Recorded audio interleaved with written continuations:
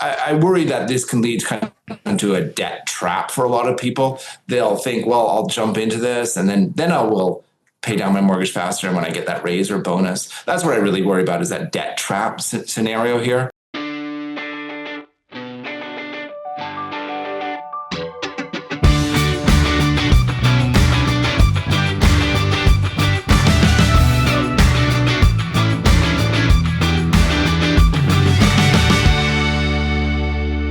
Friday, November the 14th. Man, I love Fridays. I know you do. Yep. You always look so happy coming grinning. You know what? I do. But I can't believe where the weeks go. Yep. You know? Well, it's a fun one. It's what happens when you put out a daily product, right? Like, it's different. Yeah. It's a different beast. We talk about a lot of long-term things at this company and what we're working on. Yep. But you still have to pump out a show every day. And this one kind of came together rather quickly as well. And sometimes we have some that, like the Wealthy Barber, that was weeks in advance, that was planned. You'd book the guest. Yeah. He was in the calendar almost a month, I think, before we had him. And then there's some like today where we just kind of come in the morning and say, I think this is what we're going to talk about. And sometimes those are some of the best conversations, right? Because there's very little thought. It's just, it's an important topic. Let's jump in and do it. Well, it's because most of our conversations come off the headlines, right? Course, and sometimes the headline is something that's a long-term issue that's going on for a long time. And sometimes it's just something that happens last night or a couple days ago, like Donald Trump talking about 50-year mortgages. 50-year mortgages. Holy jumping. Just stopped me in my tracks when I read that, because I just mortgages, if you're fortunate enough to own a home, mortgages dominate your thought process for many, many years. Absolutely. You're thinking, okay, how much can I pay a little more on this mortgage? Am I going to pay it off? How much longer until it pays off? Should I remortgage to do something else? Should I be jumping out now? It's always on your mind, right? Always. And we're fortunate if you're able to get to that point where you're able to have a home and you have a mortgage. But there's a lot of thoughts that go into it. And, Trump comes out and says, in a proud way, that I'm going to bring out 50-year mortgages. And a lot of people got excited because it means lower payments up front. Well, sure. But you're going to pay double the cost of the house. But they don't think about that. We don't think about that because they're trying to get in. They're just trying to get in the market, which I get too, right? It's like, well, I can finally, who cares if I pay this for the rest of my life till I die? At least I own it, right? It's my house.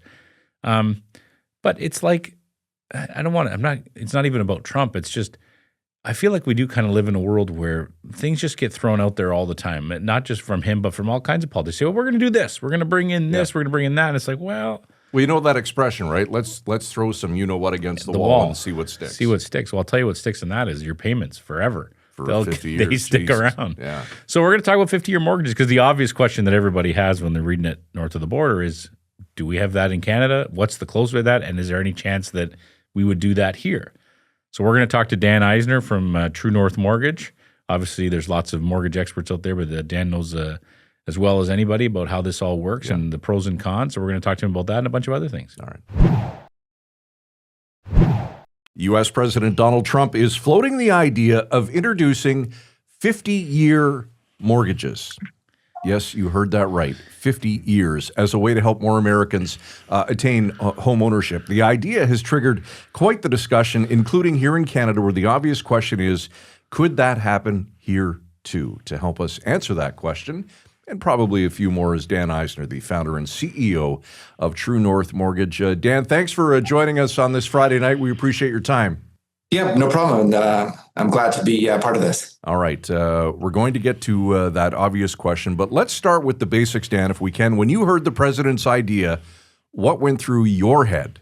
Well, you got to imagine, the average person, and first-time home buyer in the States now is reported at 40 years. Having a 50-year amortization really means you will die with a mortgage. And if you do that in Canada, so many Canadians use their home as their life savings, and this is not a good business plan. This is not a good retirement plan. This is not a good financial plan. I love the fact that you didn't sugarcoat that. You will die with a mortgage. Dan, there are pros and cons, obviously, to this. A 50-year mortgage could help lower monthly mortgage payments, but it would also mean a massive increase in costs over time. Could you maybe speak to that a little bit for us? Yeah, it does depend a little bit on the interest rate you're kind of assuming. But if you take about a 4.5% interest rate, which is, I guess, historically pretty average, you will pay, in comparison to a 25-year amortization, about 2.25 times the amount of interest over that 50 years. Wow. So it'll be death, taxes, and I guess a mortgage will be the only inevitable things in your life. Yeah, that's wild. Like you mentioned earlier, you create almost like a borrower for life. The obvious question is, this is not something that's on the radar to come to Canada? No, I really don't think our regulators, OSFI, has any appetite for this sort of thing. Now, it's not completely unheard of. In 2007, 2006, right around there, Canadians were toying around with a 40-year amortization. That was something. And then if you look on the multifamily side of the business in CMHC, they actually do have a 50-year amortization for multifamily construction for affordable housing. So it's not unheard of, but in those cases, this is a business. A multifamily property is a business for business reasons, and so it kind of makes a little more sense of that. Not for the average Canadian. Can you speak to why we scaled back? I do remember there was talk of the 40-year mortgage, but they realized that wasn't a good idea. What was driving that decision? Yeah, it got a lot of people in trouble, I guess, is the answer, the quick answer to that. Yeah. I mean, paying down your mortgage is a great way to reduce the risk from a lender's perspective on that mortgage. Principal coming down, obviously, just makes the mortgage less risky. 40-year amortization just increases that risk for a longer period of time. Mm-hmm. So, Dan, just for the record, what's the longest mortgage you can currently get now in Canada? Yeah, so for the average Canadian, it's 25 years. Some Canadians can be up to 30 years, first-time home buyers, insured mortgages. Does it? I guess the obvious when you hear about people talking about this on the news, especially in the United States, or you hear about the Trump administration talking about this, they're appealing to those people who don't know all the details and are saying, "Well, wait a minute, that means my monthly rates, my monthly payments would go down, a significant amount of money, a few $100s here and there." How much does that concern you that people will only look at that one aspect of this when they hear about this? Look. That same sort of analysis, your payment will go down by about 25%. So that's not insignificant, and it could be really helpful. I worry that this can lead kind of into a debt trap for a lot of people. They'll think, well, I'll jump into this, and then I will pay down my mortgage faster when I get that raise or bonus. That's what I really worry about, is that debt trap scenario here. Now, Canadians, Americans are different people, okay? In the U.S., mortgages are tax deductible, so it kind of encourages you to get a large mortgage. So they do. In Canada, we don't have that, so we don't. And when we look at our own customer base, because of course we have our own in-house lender, we do about $2 billion of mortgages a year on those things. When we look at our database, about 25% of our clients did some sort of lump sum payment in the last 12 months. Mm-hmm. So Canadians like to pay down their mortgage faster. That's interesting. I didn't see, these are the dumb questions we talked about earlier before we jumped on. I didn't realize you could deduct your mortgage. I didn't know that at all.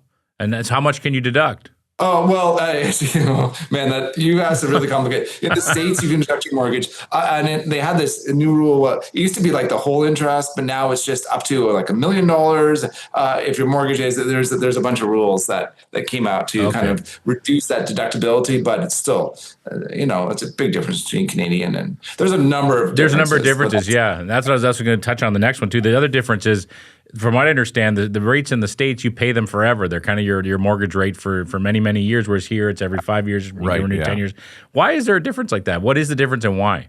Okay, so one, your amortization often matches your term. So you get 20-year term, 20-year amortization, 25-year term, 25-year amortization. Unheard of in Canada, okay? We all get 25-year amortizations and we get 5-year terms, 3-year terms, something like that. Mm-hmm. Now, why? Well, actually, in the Interest Rate Act in Canada, it specifically says that if a mortgage is longer than 5-year term, then you can only pay a 3-month interest penalty, not the IRD penalty, interest rate differential penalty that a lot of banks rely on. In the States, they never have IRD penalties on any term. So it's a very different market. So that leads to a whole bunch of ramifications. For example, if the whole overall market a couple of years ago was in the 7s and 8% mortgages, and all of a sudden rates fall to 3 or 4% for whatever reason, everybody in the U.S. refinances. Mm-hmm. No penalty to it. right? And so you get a dramatic increase in the amount of refinances. All of a sudden, 70-80% of all transactions in the US are refinances. That's a big deal. In Canada, we have ROD penalties. So if you got that rate at 7 or 8%, whatever it is, and now the rates are down, well, you have to pay an ROD penalty, which means you just won't do it. So we don't get that churn that they get in the US when rates go down. So that's part of the answer. Dan, let's talk about the younger generation for a sec. We all hear, kids trying to scrimp and save, to get their down payment for a mortgage. Are there incentives available currently for first-time home buyers? Well, there is some incentives. If you buy a first-time, a new construction, you can get the GST waived. Sometimes you can get up to 35-year amortization. So there is some incentives for first-time home buyers. But in the end, those are expensive properties. It's hard to save up enough money. That's a great point. Can you talk a little bit about defaults, Dan? I mean, obviously, these are tough times. People are concerned. There's been a lot of people are facing financial troubles. Absolutely. Have you seen a higher rate of defaults or non-payments over the last, say, couple of years?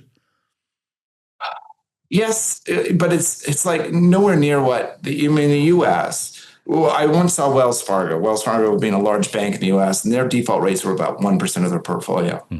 That's unheard of in Canada. Okay. Absolutely unheard of.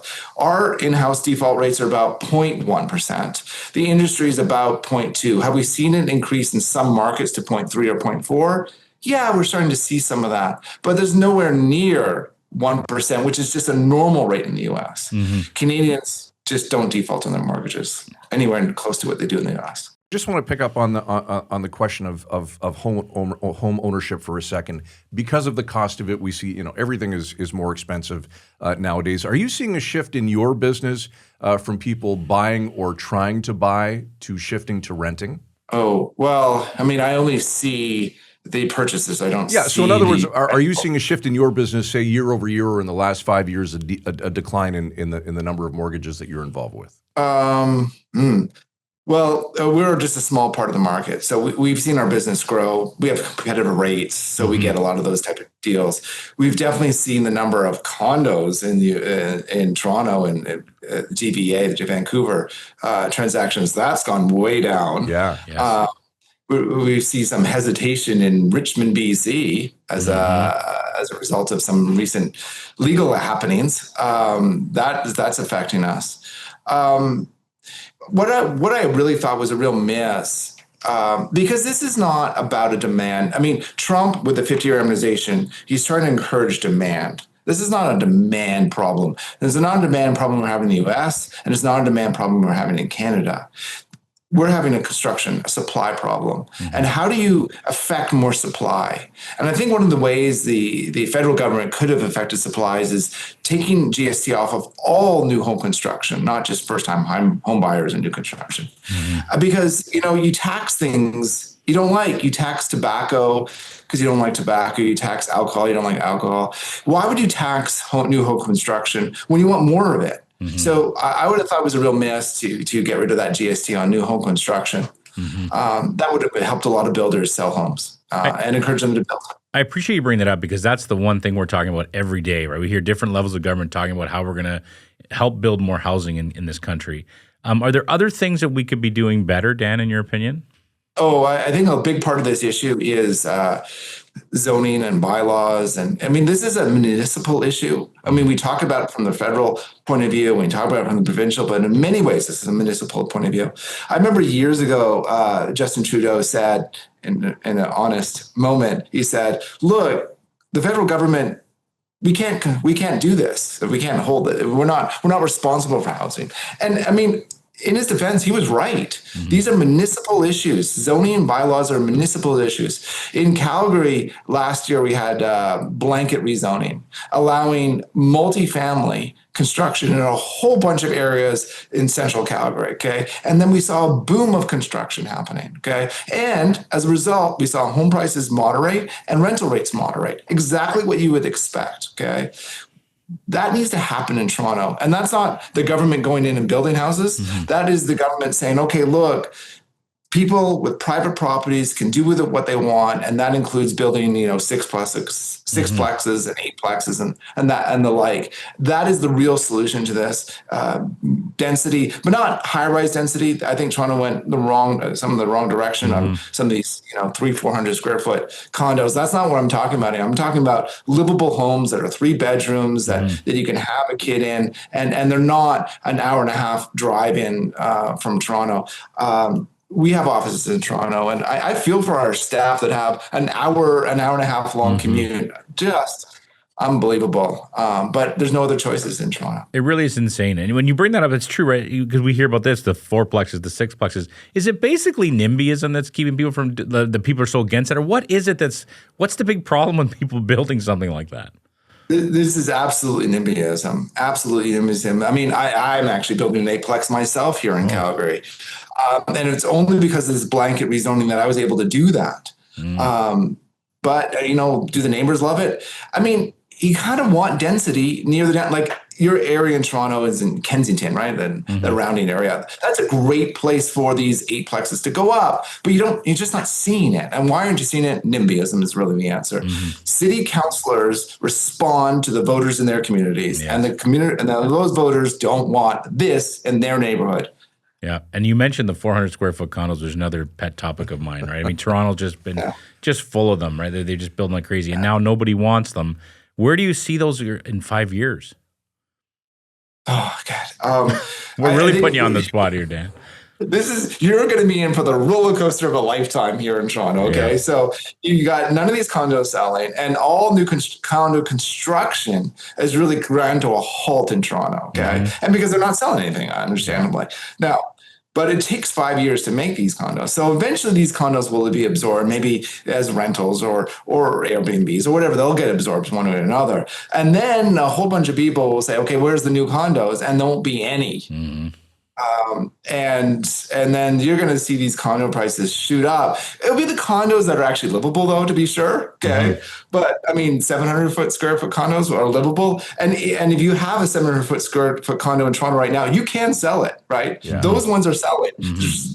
You don't hear about those ones. You hear about the 300 square foot ones, but you're going to have a roller coaster. It's going to be a roller coaster for sure. Didn't we read for the first time about a month ago that you could get a 1-bed, 1-bath in Toronto now for less than $350? Yeah, exactly. That seems unheard of. It seems like you're going back 20 years. Yeah. So what you're saying, Dan, is someone who owns a 900 square foot condo in Toronto should hang on to it for a few years, not get rid of it. Yeah. Those would probably be good bets. Now, I'm not sure if you want to take real estate advice from a guy living in Calgary, but whatever. You seem like a good guy, Dan. I'm very gullible. I'll listen to anybody. whatever works. So really the thing, we just need Donald Trump as the president of Canada and everything will work out. Well, maybe there's something to that whole 51st state thing. Yeah. Anything else, Dan, about... sorry, I cut you off. Go ahead. Something you said there. Okay, so look, the 50-year amortization, maybe not a great idea, okay? But what I think got lost in the noise is that he said we should also have portability in the United States. Portable mortgages, okay? Those are everyday things in Canada. We have our clients porting their mortgage all the time. Right. And they don't do that in the States. And it always perplexed me, why not? Okay. Now, I'll give you an example. Okay. You bought a house in COVID. Okay. You got this super great 20-year term mortgage at 2% or whatever, 2.5%, right? And you're like, this is fantastic. In the States, if you move, you lose that rate 100%. Okay. Like you're going to lose it. But there's this great job, 2 cities over, and you're like, I want to move, but I don't want to lose this 2% rate. Okay. All of a sudden my rate's going to go from 2% to 5%. I don't want to lose that.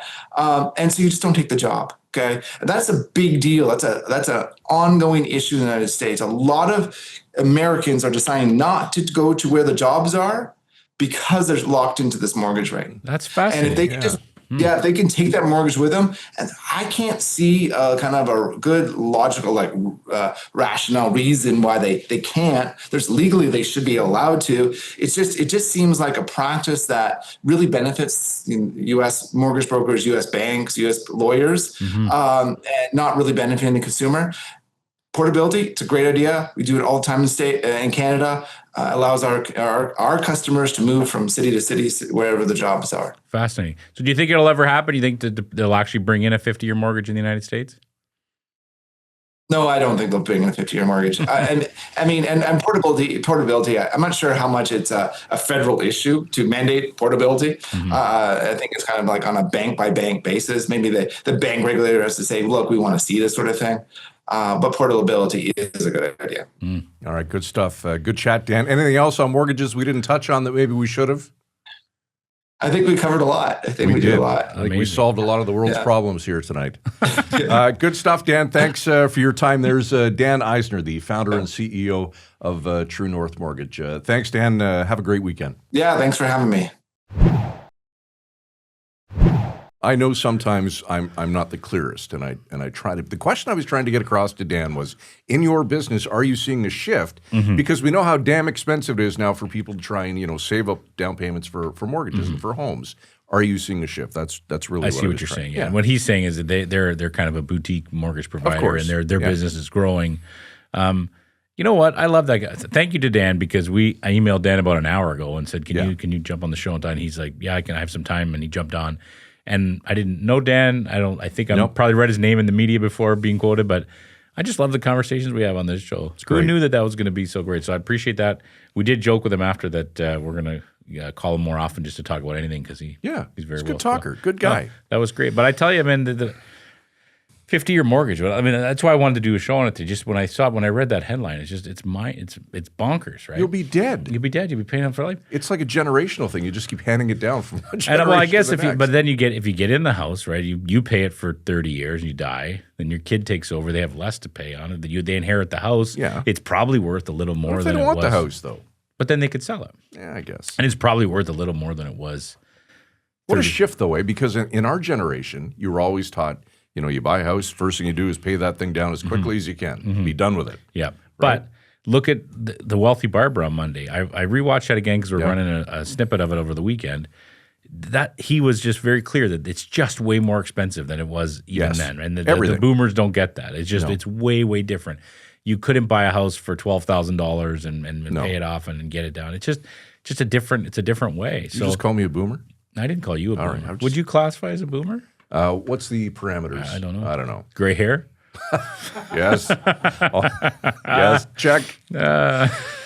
All right. Good stuff. Okay. Good week. Great week. Amazing week. I would encourage anybody to go back and the Wealthy Barber was fantastic. Dr. Bowdish talking about measles was great. Yeah. Yesterday was great too. I forget. I have a short memory. Who was yesterday? It just all rolls into one. You just forget. AI. Oh God. Sorry. How could you forget? Alan. I wanted to forget it because it scared the hell out of me. I didn't want to remember that one. Here's the beauty, though. If you sign up at closerlookpodcast.ca, Saturday morning you could be sitting there. Boom! You'll get an email of all 5 episodes. Yes. Stop what you're doing. Stop everything. Or you could be like people I know who just put it on their audio podcast and listen away as they're mopping the floor. Tell you, we're everywhere. Yeah. And happy to be everywhere. Yeah. And you know what? We have a good week next week. Good guests coming up next week. Get ready. Oh, good hook. Good tease. Love it. All right. Closer Look at villagemedia.ca. Closerlookpodcast.ca. It's been a week. Thanks for hanging out with us.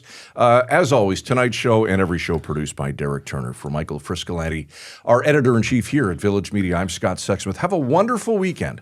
We'll see you Monday night at 7, as always, right here on Closer Look. Frisco and Scott's Wardrobe provided in part by Moores, Sault Ste. Marie.